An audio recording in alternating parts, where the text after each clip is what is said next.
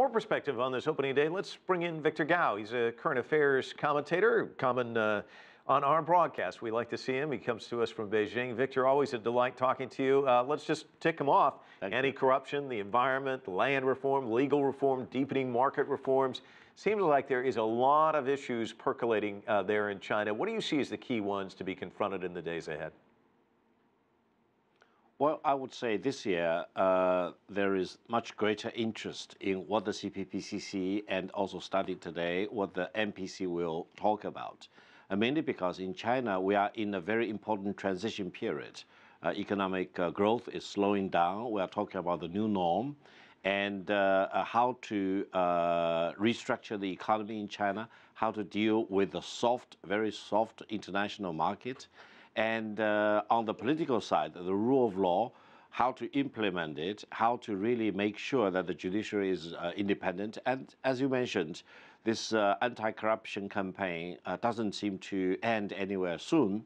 And how to institutionalize this anti-corruption campaign, how to make sure that the civil service, the party leaders, the SOE leaders, etc., will not only be clean, but also they will not be corrupt even if they want to. How to institutionalize these checks and balances so that eventually corruption will no longer be a dominant theme of the rapid economic development. And again, pollution is surfacing as a major topic now.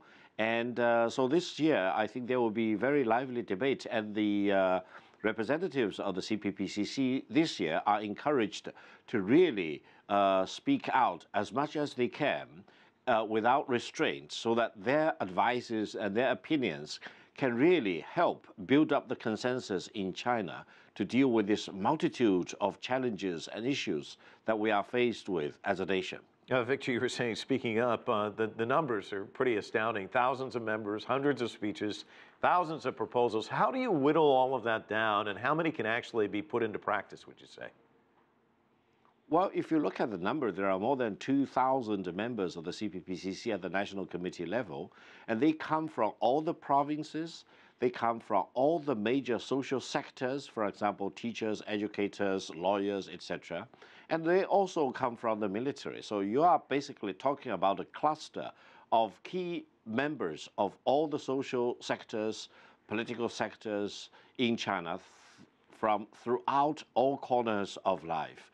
So each of the representatives will bring to this National Congress the opinions and the advices or consultative papers in which they have some expertise, because they have spent the previous year talking to members and peoples in their particular sector and come up with their own analysis as to what are the challenges that we are faced with, what will be the proposals that we want to present to the nation so that we can have a better way of dealing with these issues.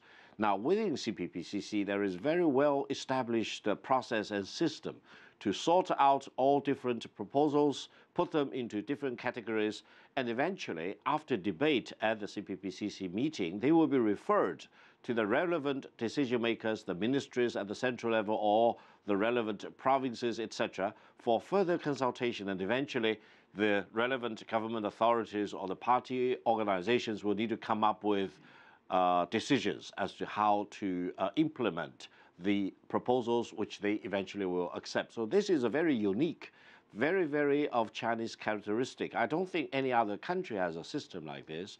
And they here in China call this the Chinese way of democracy, the Chinese way of consultative democracy. So let's give it a good chance for this year to see how many good proposals can come out and be accepted, eventually contributing to a better way of dealing with these multitude of challenges that we face as a nation in China. Victor, if you were there and had a proposal, what would it be?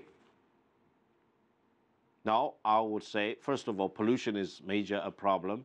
And the government up to today has mainly relied on the government agencies and the major corporates.